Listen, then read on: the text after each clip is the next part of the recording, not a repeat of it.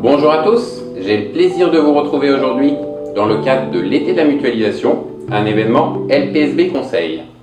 Je vous présente notre proposition numéro 6, des exonérations sociales incitant à la mutualisation.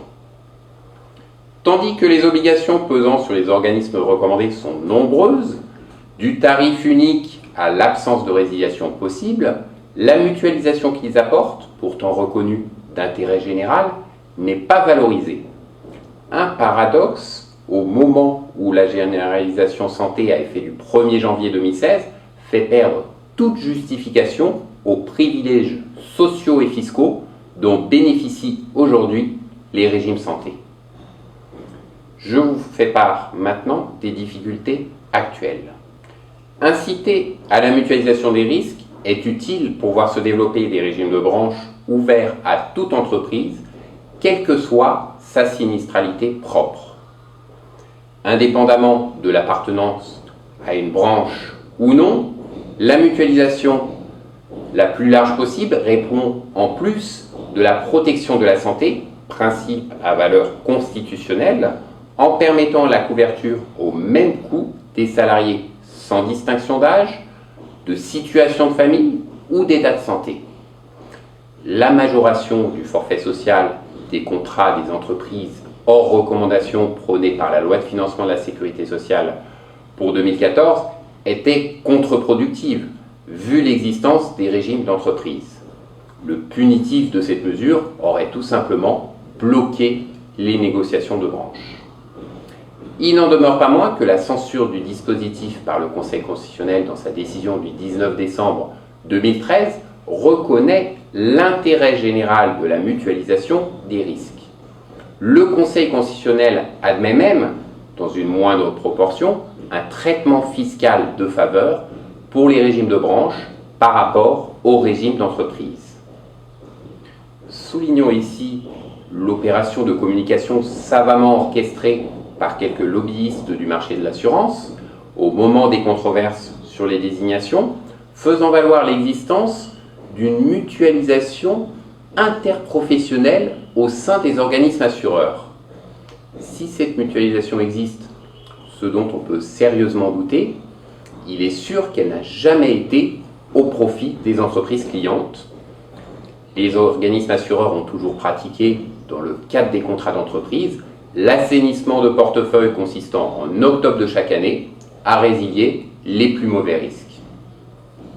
Parallèlement, la Cour des comptes préconise, rapport après rapport, la fin des exonérations des cotisations sociales de la participation employeur au régime de protection sociale complémentaire. La fin de cette niche sociale s'est appuyée sur le taux de couverture important en santé, l'objectif de couverture de tous les salariés, qui a depuis toujours sous-tendu le traitement de faveur, sera atteint au 1er janvier 2016.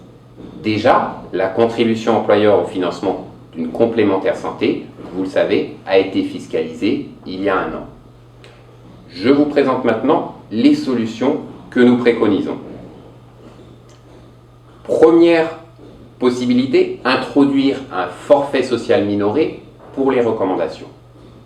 Le forfait social pourrait être minoré pour tout contrat de branche afin de favoriser la mutualisation, et le caractère incitatif n'empêcherait pas le maintien des couvertures existantes sans bloquer les négociations de branche.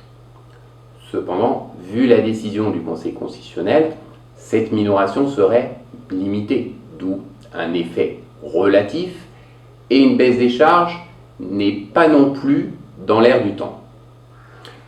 D'où notre solution préconisée, qui est de conditionner les avantages sociaux au degré de mutualisation. Le maintien des exonérations de cotisations sociales de la contribution employeur peut être justifié par le critère de mutualisation d'un régime.